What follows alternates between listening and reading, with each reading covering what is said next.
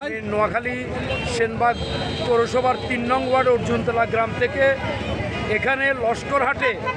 আমি রশিদিয়া জামিয়া মাদ্রাসায় আজকে এখানে লক্ষ লক্ষ আলেম ওলামার উপস্থিতিতে এখানে এসে আমি আমার জীবনের প্রথম এই আলেম ওলামার ঢোল আমি এই জীবনে প্রথম দেখেছি। আল্লাহ যতদিন বাঁচিয়ে রাখা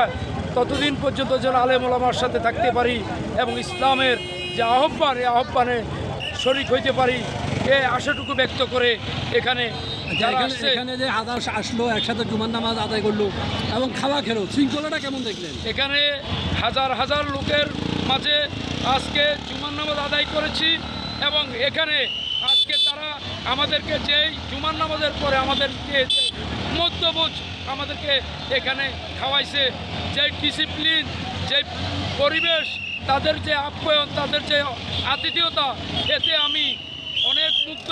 এবং আমি আমার ব্যক্তিগত পক্ষ থেকে সেনবাগ পৌরসভাবাসীর পক্ষ থেকে প্রিয় নেতা জয়নুল আবদিন ফারুক সাহেবের পক্ষ থেকে